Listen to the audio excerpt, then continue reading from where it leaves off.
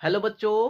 तो आज के इस वीडियो में हम लोग देखने वाले हैं कि आप अपने बोर्ड एग्जाम में जो सब्जेक्टिव टाइप क्वेश्चंस का आंसर लिखने वाले हैं अपने आंसर शीट में, उसका क्या क्या तरीका फॉलो करना होता है, क्या क्या मेथड्स फॉलो करने होते हैं, वो चीज़ आज हम लोग इस वीडियो में देखेंगे। और ये वीडियो आप ट्वेल्थ जो कि बिहार बोर्ड हो या सीबीएसई बोर्ड हो, टेंथ वाले हो या ट्वेल्थ वाले हो, उन सभी के लिए ये वीडियो लाभदायक है। बिकॉज वो सभी के लिए ये जानना बहुत जरूरी है कि आप अपने आंसर शीट में किस प्रकार से आंसर को लिखें ताकि आपका मार्किंग सही हो, नंबर ज्यादा कट नहीं पाए, मतलब आपका कॉपी दिखने में सही लगे और आपके जो टीचर कॉपी चेक करने वाले टीचर होंगे वो आपका नंबरिंग सही सही करे। ठीक है ना।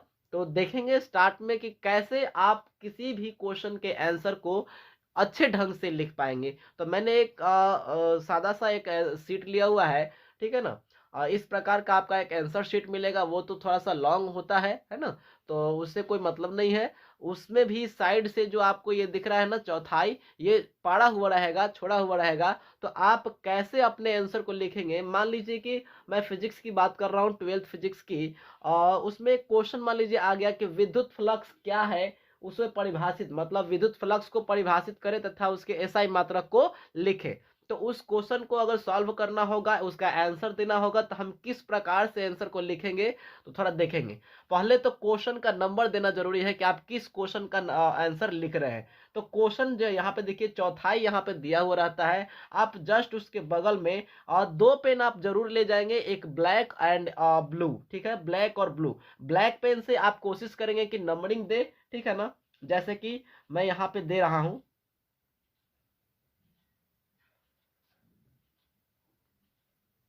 मान लीजिए क्वेश्चन नंबर 1 हो गया और उसका आप क्या दे रहे हैं, आंसर। अगर मैथमेटिक्स की बात होगी तो आप आंसर ना लिख करके उसका सॉल्यूशन लिखेंगे। ठीक है ना। और ये जो क्वेश्चन का नंबरिंग आप देंगे, उसे कोशिश करेंगे कि थोड़ा डार्क डार्क वाले पेन से लिखे, ताकि दोबारा इस पे लिखने की जरूरत ना पड़े। थोड़ा डार्क रहेगा तो आपका कॉपी देखने में ज्यादा अट्रैक्टिव लगेगा। क्वेश्चन नंबर 1 का क्या लिख दिया हमने, आंसर लिख दिया। ठीक है ना। अब देखिए एक चीज और ध्यान रखना है, मान लीजिए कि आपका क्वेश्चन जो पूछा हुआ है, उस क्वेश्चन में आपको किसी टॉपिक के बारे में लिखना है, आप उस टॉपिक को लिखकर तब उसके बारे में लिखना चाहते हैं, तो वो भी आप टॉपिक का नाम ब्लैक कलर से ही लिखेंगे तो ज्यादा बेटर होगा। जैसे कि अभी मैंने बताया विद्युत फ्लक्स के बारे में आपको लिखना है, तो मैं यहाँ पे विद्युत फ्लक्स के बारे में लिखूंगा। अब यहाँ से देखिए, एक लाइन गैप छोड़ देंगे, सटा के नहीं लिखेंगे। ठीक है ना। एक लाइन गैप करेंगे। और चूंकि मेरे विद्युत फ्लक्स के बारे में लिखना था, तो मैं यहाँ पे लिख दूंगा विद्युत फ्लक्स। ठीक है ना। विद्युत फ्लक्स लिख दिया हमने। और यहाँ पे आपके पास स्केल होना चाहिए, स्केल होगा तो ज्यादा सही होगा। स्केल से आप इनको अंडरलाइन कर देंगे। ठीक है ना, इस प्रकार से। ठीक है। और कोशिश करेंगे कि आप ब्लू पेन से आंसर लिखें। अब मान लीजिए कि हमको इसका आंसर लिखना है, तो जैसा कि आपको याद होगा कि किसी विद्युत क्षेत्र में स्थित किसी पृष्ठ के लंबवत गुजरने वाली विद्युत बल रेखाओं की संख्या को ही हम लोग क्या कहते हैं, विद्युत फ्लक्स कहते हैं। तो मान लीजिए कि हमारा आंसर आप यहां से भी लिख सकते हैं, इसके नीचे यहां से भी लिख सकते हैं। जैसे मैं आपको लिख के दिखा देता हूं, किसी विद्युत क्षेत्र में लिखेंगे, किसी विद्युत क्षेत्र में। एक चीज और ध्यान रखेंगे, ये जो आप बीच में हर एक वर्ड के बीच में जो गैपिंग देते हैं ना, वो गैपिंग इतनी होनी चाहिए कि आपको आपकी राइटिंग अच्छे से पहचान में आ सके। ज्यादा गजर मजर, मतलब कि एक दूसरे से सटा हुआ नहीं होना चाहिए। ठीक है ना। इतना डिस्टेंस रखे ताकि देखने वाले को लगे कि ये बिल्कुल साफ साफ लिखा हुआ है। ठीक है ना। तो क्या लिखे, किसी विद्युत क्षेत्र में स्थित किसी बिंदु के, किसी विद्युत क्षेत्र में स्थित किसी पृष्ठ के लंबवत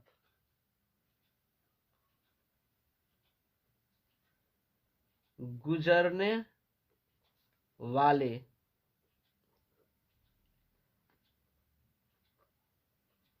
विद्युत बल रेखाओं की संख्या को,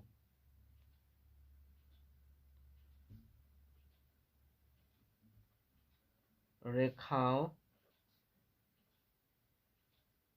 की संख्या को उस पृष्ठ का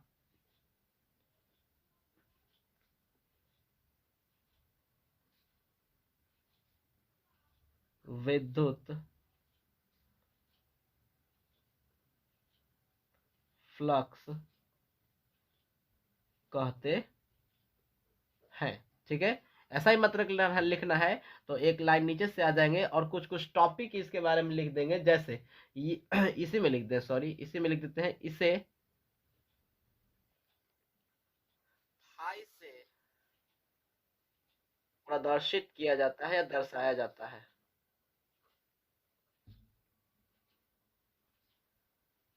ठीक है ना, यह एक अदिश, सॉरी अदिश लिखना था यहाँ, अदिश राशि है। ठीक है ना, इसका SI मात्रक क्या होता है जी, न्यूटन मीटर स्क्वायर पर कूलम होता है। ठीक है ना, और इसका एक फार्मूला भी होता है, तो अगर आप फार्मूला अच्छे से याद हो आपको तो वो जरूर लिख देंगे। Phi is equal to E vector dot A vector होता है। अगर आप इसको सॉल्व करें then phi is equal to क्या आ जाएगा, ई ए कॉस थीटा। क्या आ जाएगा, ई ए कॉस थीटा। तो इस प्रकार से देखिए कितना सुंदर ये आंसर मैंने लिख कर तैयार किया हुआ है। ठीक है ना, ये आपका फर्स्ट क्वेश्चन का आंसर हो गया। ठीक है ना, अब मान लीजिए कि आपको क्वेश्चन का नंबर, मान लीजिए कि यहाँ पे तो आपका ये क्वेश्चन कंप्लीट हो गया, यहाँ पे ये क्वेश्चन कंप्लीट हो गया, आपको दूसरे क्वेश्चन की ओर चलना है। अब मान लीजिए कि दूसरा क्वेश्चन दे दिया, ऐसा कुछ क्वेश्चन दे रखा है कि दो विद्युत बल रेखाएं एक दूसरे को प्रतिच्छेद या एक दूसरे को नहीं काटती है, ऐसा क्यों। क्वेश्चन आपने सुना होगा, दो विद्युत क्षेत्र रेखाएं एक दूसरे को नहीं काटती है, क्यों, ये क्वेश्चन है, इसका आंसर देना है। तो मान लीजिए कि हम यहाँ से अपना क्वेश्चन का नंबर चेंज कर रहे हैं। ठीक है, तो आप यहाँ पे देखिए क्वेश्चन आपको यहाँ कंप्लीट हो गया, तो आप यहाँ से मिनिमम दो लाइंस का गैपिंग जरूर देंगे। दो लाइन का गैप दे करके आप यहाँ से फिर अपने अगले क्वेश्चन के नंबर को लिखेंगे पहले। ठीक है ना, जैसे अच्छे राइटिंग में लिखेंगे, क्वेश्चन नंबर 2। जरूरी नहीं कि आप 2 का ही दे रहे हो, जो नंबर का आप यहाँ पे दे रहे हो वही आपका यहाँ पे मेंशन होना चाहिए इसका आंसर। ओके, डार्क लिखने का प्रयास करेंगे कि क्वेश्चन का नंबरिंग थोड़ा क्या हो, डार्क हो। और आपका अगर पेन थोड़ा डार्क होगा तो ज़्यादा सही रहेगा, आपको वापस से इसको ओवरलैप करने की जरूरत नहीं होगी।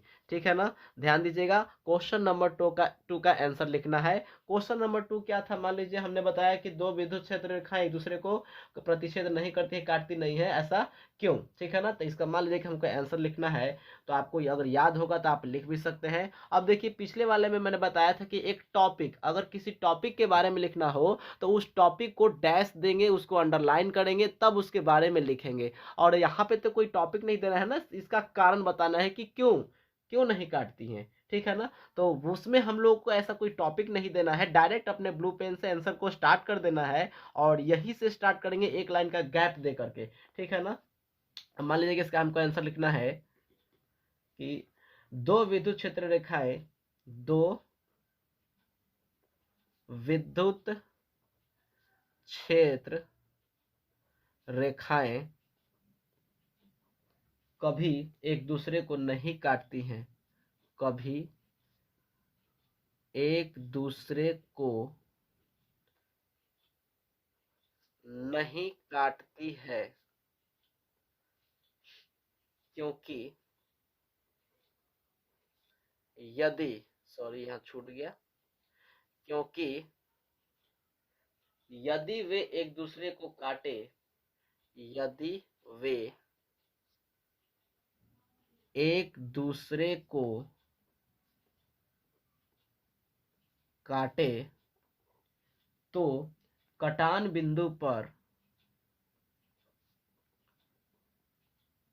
कटान बिंदु पर दो वक्रों पर खींची गई स्पर्श रेखा, दो वक्रों पर खींची गई स्पर्श रेखा दो परिणामी विद्युत क्षेत्र को दो परिणामी विद्युत क्षेत्र को व्यक्त करती है।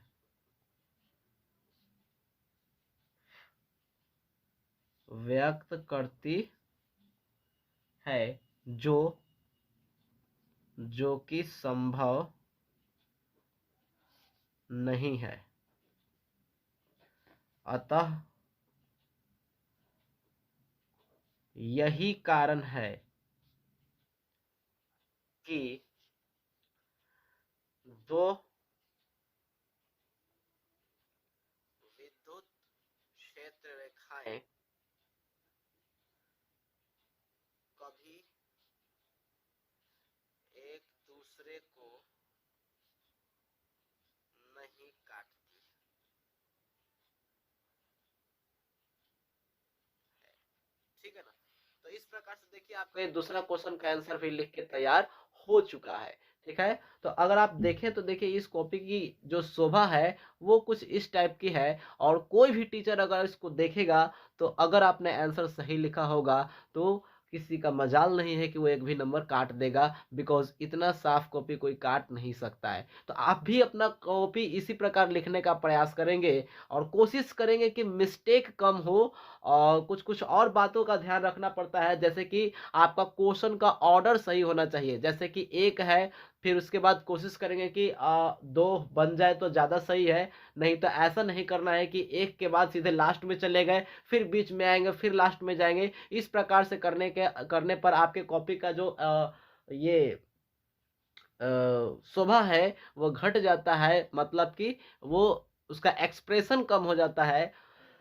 सॉरी, मतलब उसके स्मार्टनेस, उसकी अच्छाई जो दिखने वाली होती है वो कम हो जाती है। आप कोशिश करेंगे कि कॉपी में ज़्यादा गलतियां ना हो। अगर कोई गलती हो जाता है तो अगर बड़ा गलती होगा तो आप उसको इस प्रकार से एक बॉक्स से घेरने का प्रयास करेंगे, सिर्फ एक लाइन से। ठीक है ना। अगर मान लीजिए कि कहीं पे कोई गलती होती है, छोटी मोटी गलती होती है, तो उसको बस एक लाइन से काटेंगे। क्या करेंगे? एक लाइन से। जैसे कि मान लीजिए कि मेरा यहाँ इतना सारा गलती हो जाएगा, बड़ा गलती है तो आप एक लाइन के द्वारा, सॉरी, एक बॉक्स के द्वारा क्या करेंगे, उसको घेर देंगे। सॉरी, वो नहीं रहा, एक बॉक्स के द्वारा इसको घेर देंगे, बस क्रॉस कर देंगे, हो गया। अगर छोटी मोटी गलती है, एक एक लाइन की गलती है, तो इस प्रकार से ऐसे एक लाइन से ही काटा करेंगे, उसको पूरा इस प्रकार से गिजिर मिजिर नहीं करेंगे, ताकि आपके कॉपी की शोभा खराब हो जाए। तो अगर आप अच्छा नंबर लाना चाहते हैं, अपने कॉपी में अच्छा करना चाहते हैं, तो इस प्रकार से आप अपने क्वेश्चन का आंसर लिखेंगे, चाहे वो किसी भी सब्जेक्ट का क्यों ना हो। मैथ का भी अगर आप आंसर दे रहे हैं तो इसी प्रकार से अपना सब्जेक्टिव कॉपी लिखेंगे, ताकि आपका कॉपी सही से दिखे। अगर कोई भी टॉपिक देकर लिखते हैं तो इस प्रकार से टॉपिक का नाम ब्लैक कलर से देंगे, अंडरलाइन करेंगे, उसके बाद उसका आंसर जरूर देंगे, इस प्रकार से लिखेंगे। ठीक है ना।